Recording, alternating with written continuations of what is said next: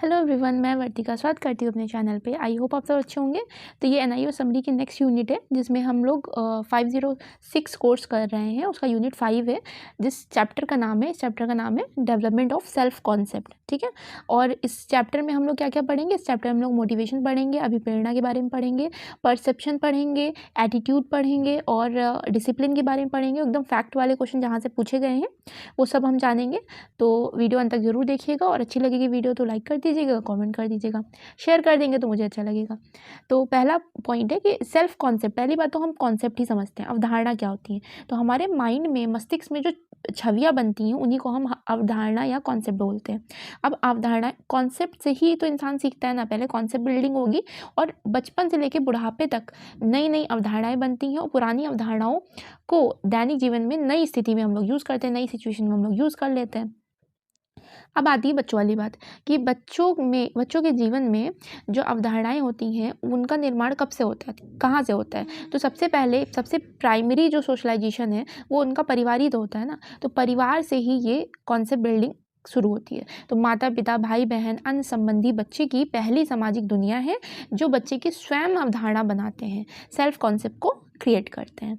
अब यहाँ पे आता है कि खुशी के 3A क्या हैं। तो 3A अगर आ जाएगा, 3A क्या है? तो 3A का मतलब है acceptance, affection and achievement. Acceptance मतलब स्वीकार करना, अफेक्शन मतलब स्नेह और अचीवमेंट मतलब उपलब्धि। ठीक है। तो 3A के फुल फॉर्म हो गए यहाँ पे। स्व अवधारणा को प्रभावित करने वाले कौन से कारक हो सकते हैं? तो स्व अवधारणा को प्रभावित करने की, सेल्फ कॉन्सेप्ट को प्रभावित करने वाले कारक में एक शारीरिक स्थिति आ जाएगी। ठीक है। बच्चे की जो शारीरिक स्थिति है उसका बहुत प्रभाव पड़ता है कि मान लीजिए उसकी शारीरिक स्थिति अच्छी नहीं है, वो स्वस्थ वृद्धि नहीं हो रहा है उसकी, तो फिर क्या होगा कि दूसरे बच्चे वो उससे मतलब दूर जाएंगे या वो हीन भावना का शिकार हो जाएगा। शरीर का गठन भी इसी का ही पार्ट हो जाएगा हालांकि, लेकिन वहाँ अलग पॉइंट दे रखा था तो यहाँ लिख दिया। शारीरिक गठन, मान लीजिए कोई लंबाई उसकी नहीं हो पाई तो बच्चे उसे चिढ़ाएंगे, वहाँ पे वो थोड़ा सा हीन भावना का शिकार हो जाएगा और सेल्फ कॉन्सेप्ट को प्रभावित करेगा। वहाँ पे नाम और उपनाम का मतलब जैसे बुली किया जाता है ना बच्चों को क्लास में, तो कुछ न नाम दे दिया जाता है, उनको मजाक उड़ाते हैं, तो यहाँ पे उसको दिक्कत होती है। विद्यालय का वातावरण स्वयं अवधारणा को प्रभावित करता है। सामाजिक स्वीकृति, समाज में उसे कैसे स्वीकार किया जा रहा है। जैसे अगर जो लोअर कास्ट के लोग होते हैं उनको परेशान किया जाता है, समाज में स्वीकृत नहीं किया जाता, तो उनकी सेल्फ जो कॉन्सेप्ट होता है वो प्रभावित होता है। सफलता और असफलता, इसका तो बहुत अच्छे से हम लोग समझ सकते हैं। जिससे अगर हम लोग जीवन में सफल होते हैं, आप अपने ऊपर लेकर के देखिए, अगर हम लोग जीवन में सफल होते हैं तो कितना, अगर एक भी नौकरी गवर्नमेंट जॉब लग जाती है तो फिर बहुत अच्छा है, बच्चे ने बहुत मेहनत की है। लेकिन अगर हम असफल होते हैं तो उस समय कोई देखने वाला नहीं होता है। तो ये असफलता और असफलता, सक्सेस और अनसक्सेस, ये बहुत डिफाइन करते हैं सेल्फ कॉन्सेप्ट को। लिंग, जेंडर में आप एग्जांपल ले सकते हो लड़कियों का। जैसे लड़कियों के साथ बहुत भेदभाव होता है तो उनका भी सेल्फ कॉन्सेप्ट प्रभावित करता है। ये बुद्धि, अगर बुद्धि लेवल पे कोई नहीं सही है, परिवार की स्थिति से प्रभावित होता है। जैसे मान लीजिए किसी की आर्थिक स्थिति सही नहीं है। क्रमिक स्थिति का मतलब है कि बच्चे का किस नंबर पे आता है, जैसे सबसे बड़ा है या दूसरे नंबर पे या तीसरे नंबर पे है, तो उससे भी वो कॉन्सेप्ट प्रभावित होता है। मान लीजिए बड़ा है तो उससे बहुत अपेक्षाएं की जाती हैं, तो जब बहुत अपेक्षाएं की जाएंगी, उम्मीद की जाएंगी, तो वहाँ पे भी दिक्कत होने लगती है। पर्यावरण, इन्वायरमेंट भी प्रभाव डालता है। तो यहाँ से ये कॉन्सेप्ट होता है खत्म। अब यहाँ अगला आता है कि वैल्यू, मूल्य क्या होते हैं। तो मूल्य की सबसे पहले जो खोज की थी वो फेडरिक, मूल्य शब्द किसने दिया था? तो फेडरिक नीत्शे ने दिया था, 1880 में दिया था। कब दिया था? पहली बार वैल्यू शब्द का प्रयोग किया था इन्होंने, ये जर्मन के थे। ठीक है। अब वैल्यू का अर्थ क्या होता है? इन्हीं के अकॉर्डिंग इन्होंने कहा था वैल्यू यानी कि मूल्य का अर्थ होता है नैतिक मान्यताएं और अभिव्यक्तियां जो व्यक्तिगत और व्यक्तिपरक हैं। ये उनकी डेफिनेशन रही है फेडरिक नीत्शे के अकॉर्डिंग कि मोरल, इसको इंग्लिश में भी लिखा है मैंने, moral beliefs and attitude that were personal and subjective. ठीक है। तो ये हो जाएगी मूल्य के बारे में। अब मूल से क्वेश्चन कैसे आते हैं? यहाँ से मूल सही व गलत से बने होते हैं, मतलब क्या सही है क्या गलत है इससे बने होते हैं। अब यहाँ पे क्वेश्चन ऐसे आया हुआ था कि टाइप्स ऑफ वैल्यूज में पूछे गए थे कि कौन सी नहीं है। ये ऐसे क्वेश्चन बन भी सकता है कि कौन सा, कितने टाइप के मूल्य होते हैं। तो यहाँ पे व्यक्तिगत मूल्य होता है, सामाजिक मूल्य होता है, नैतिक मूल्य होता है, आध्यात्मिक मूल्य होता है, सांस्कृतिक होता है और सार्वभौमिक होता है। इनकी इंग्लिश यहाँ दे रखी है, आप याद कर लीजिएगा। ठीक है। पर्सनल, सोशल, मोरल, स्पिरिचुअल भी होता है, कल्चरल भी होता है एंड यूनिवर्सल भी होता है। बच्चे जब पैदा होते हैं तो ना वे नैतिक होते हैं ना वे अनैतिक होते हैं, मतलब उनमें ऐसा भी नहीं है कि मोरालिटी होती है और ना नहीं भी होती है, दोनों केस होते हैं कि ना वो नैतिक ही हैं ना वो अनैतिक ही हैं। इनाम व दंड दो कारक ऐसे हैं जिनके प्रभाव से बच्चे नैतिक मूल्यों को समझने लगते हैं।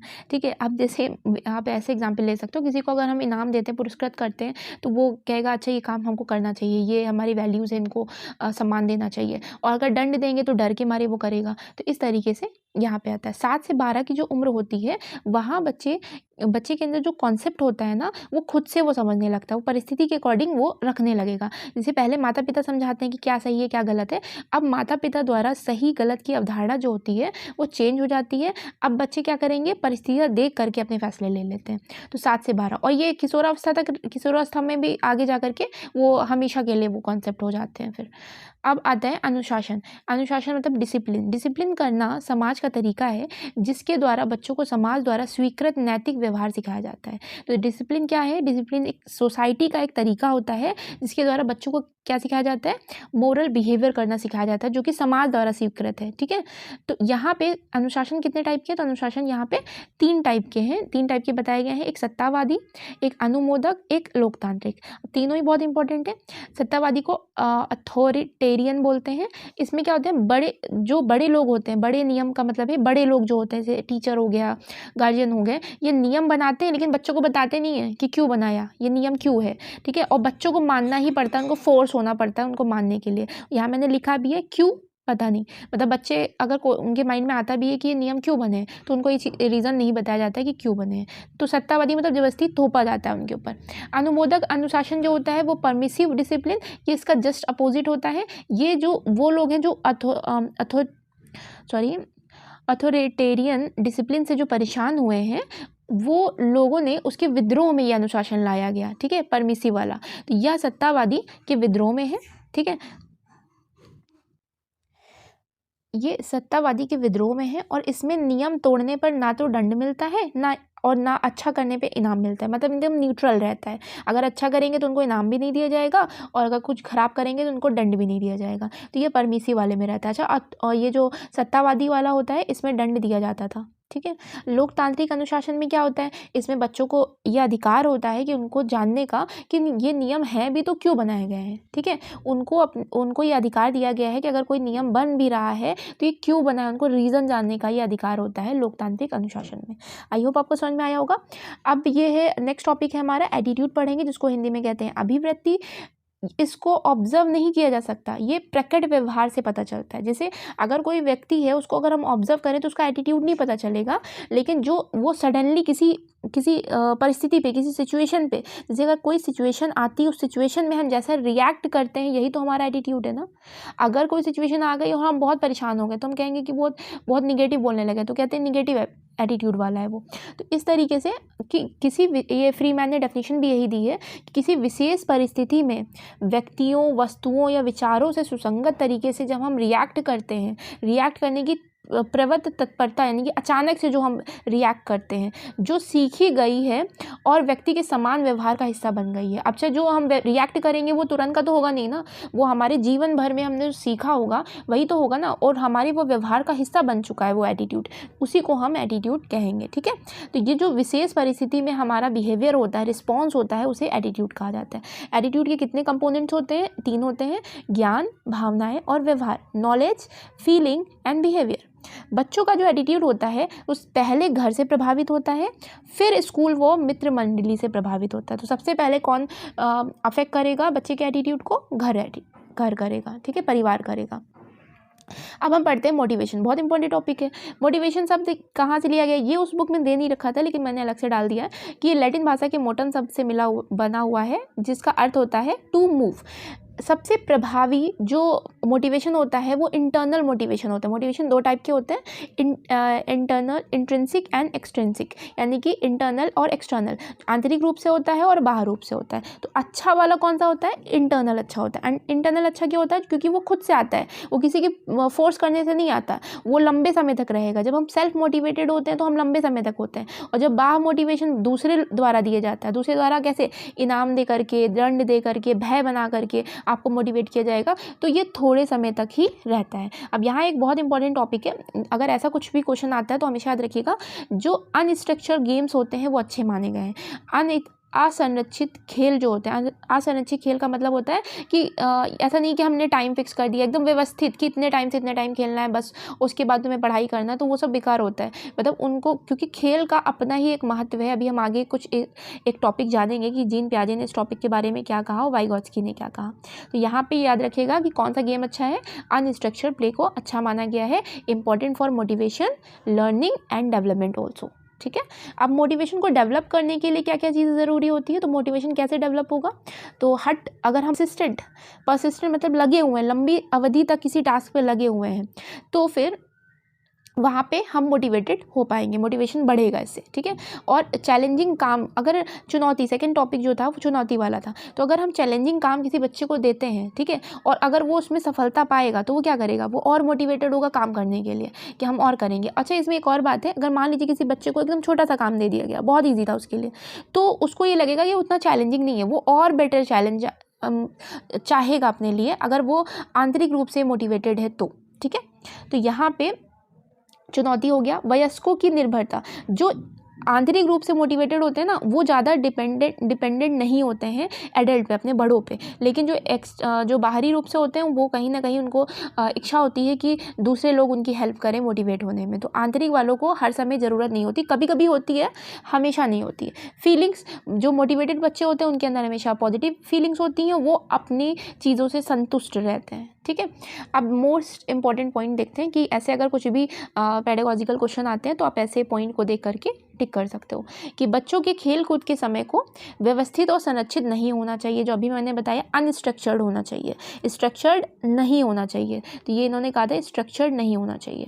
तो बच्चों के खेल के समय को नहीं होना चाहिए। बड़े और बच्चों को इकट्ठा खोज के मौके दें कि साथ में मिलकर कुछ खोज वोज करें। बच्चों को स्वीकृत चुनौतियाँ दें। ठीक है, उनको चैलेंजेस दिए जाएँ। बच्चों को अपने सफलता का मूल्यांकन इवैल्यूएट करने को खुद दिया जाए।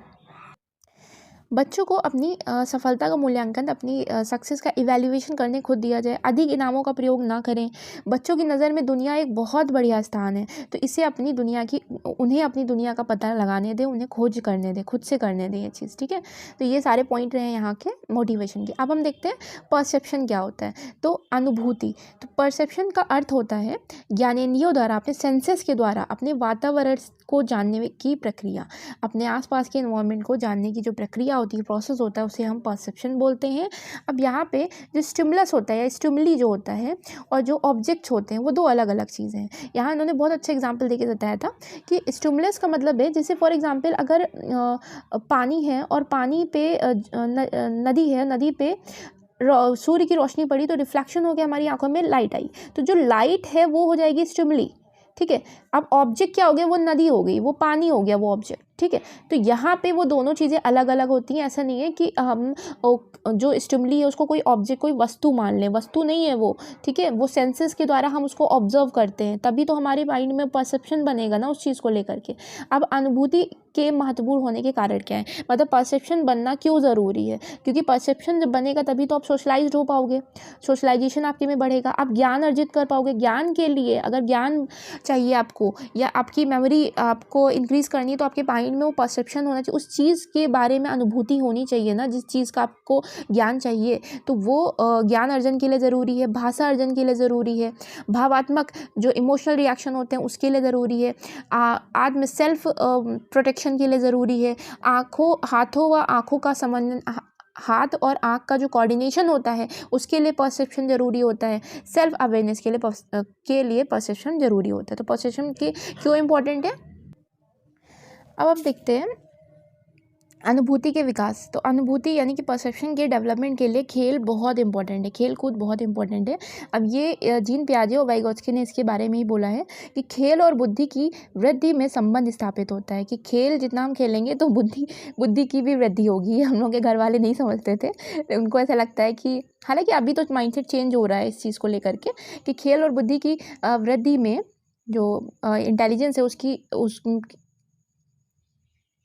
तो जीन पियाजे ने कहा था कि खेल खेलने और बुद्धि की वृद्धि में संबंध स्थापित होता है, कि संबंध होता है इन दोनों की। अगर हम जितना ज़्यादा खेल खेलेंगे तो बुद्धि में भी वृद्धि होगी। ठीक है। खेल अधिगम के वाहन के रूप में, यानी कि खेल आपके सीखने के एक तरीके के रूप में है कि जिससे आप सीख सकते हो।